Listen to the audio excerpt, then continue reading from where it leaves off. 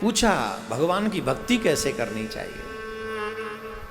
ये दोनों ही सूत्र कमजोर हैं हमारे, चेला कम गुरु ज्यादा होते हैं। भगवान से मिलने के लिए 3 द्वार। प्रेम करो, जो जीव मेरी शरण में आ जाता है, मोह कपट छल छिद्र न, भगवान से मिलने का आखिरी द्वार है। भगवान की भक्ति सुनाई उन्हें। पूछा भगवान की भक्ति कैसे करनी चाहिए। याद रखिए मेरे भाई बहन, भगवान की भक्ति का एक ही सूत्र है, पूर्णतः भगवान पे भरोसा और पूर्णतः समर्पण। ध्यान देंगे मेरे भाई बहन, ये दोनों ही सूत्र कमजोर हैं हमारे, न तो उन पे भरोसा है और न हमारा समर्पण है। 100% समर्पण भी नहीं है और भरोसा तो आप जानते ही कितना है हमें भगवान पे। लेकिन जिनको भरोसा है, जिनका समर्पण है, भगवान उनसे दूर नहीं है। भरोसा था सबरी मां को अपने गुरुजी के वचनों पर। मेरे गुरुजी ने कह दिया है तो राम आएंगे, उससे पहले मेरे प्राण नहीं जा सकते। आज कितने चेला ऐसे हैं जिनको ऐसा भरोसा हुआ अपने गुरु की वाणी पर। आजकल तो गुरु चेला कम गुरु ज्यादा होते हैं। चेला बने 4 साल नहीं होते, उससे पहले 5वीं साल में तो गुरुजी को ज्ञान देने लग जाते हैं। गुरुजी थोड़ा ये सा और देख लो, ये थोड़ा कमजोर है आपका हिस्सा। आइडिया देना अगर उस डिपार्टमेंट में हो तो इट्स ओके, लेकिन चेला बने रहो और वो भी विश्वासी, फ्रॉड नहीं, फेक नहीं। फेसबुक पे व्हाट्सएप पे फेक सिस्टम चलता है, सनातन में फेक सिस्टम नहीं चलता है।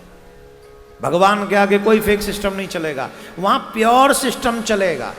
भगवान से मिलने के लिए 3 द्वार, ध्यान से सुनना। भगवान से मिलने के लिए 3 द्वार हैं। गोस्वामी तुलसीदास बाबा भगवान श्री राम जी से मिलने के लिए गए तो पहले द्वार पर देखा भयंकर भीड़ है, बहुत भीड़ है। तुलसीदास बाबा बोले यहाँ क्या है? वहां लिखा हुआ है राम ही केवल प्रेम प्यारा, राम ही केवल प्रेम प्यारा, जान ले ओ जो जान निहारा, जान ले ओ जो जान निहारा, राम ही केवल प्रेम प्यारा, राम ही केवल प्रेम प्यारा। द्वार पे लिखा है राम जी को बहुत प्रेम प्रिय है, बस प्रेम करो, राम जी को प्रिय है। तो वहां बहुत भीड़ थी, बहुत भीड़।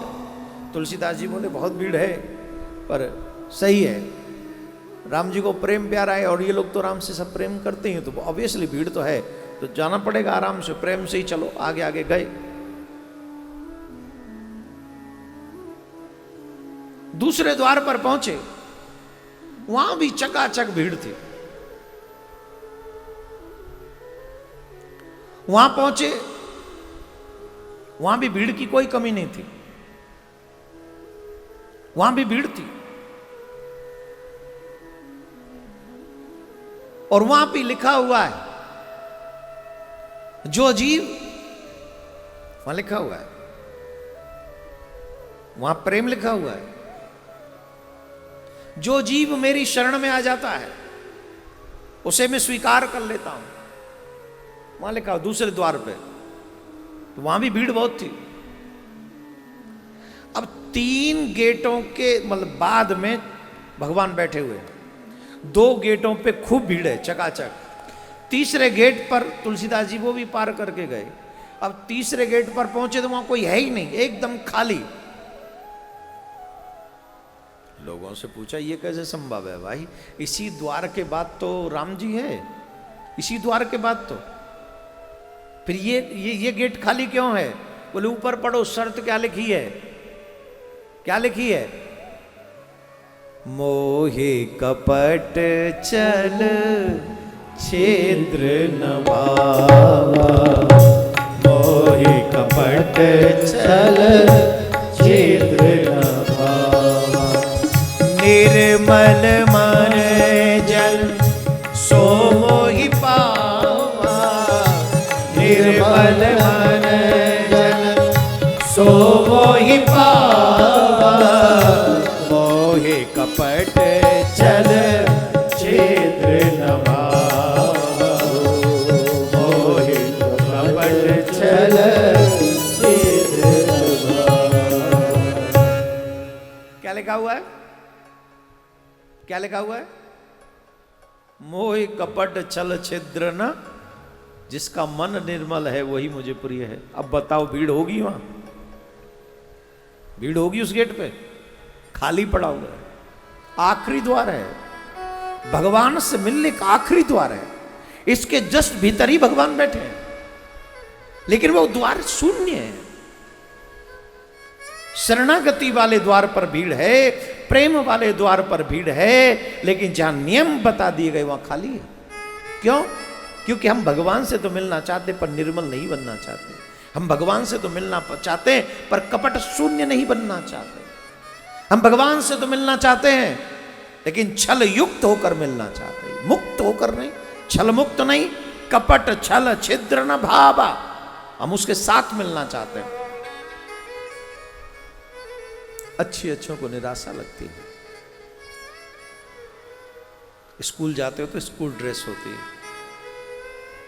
किसी कंपनी में नौकरी करते हो, बैंकों में चले जाओ, बैंकों वालों ने भी अलग अलग ड्रेस कोड बना रखे हैं, हाँ या ना?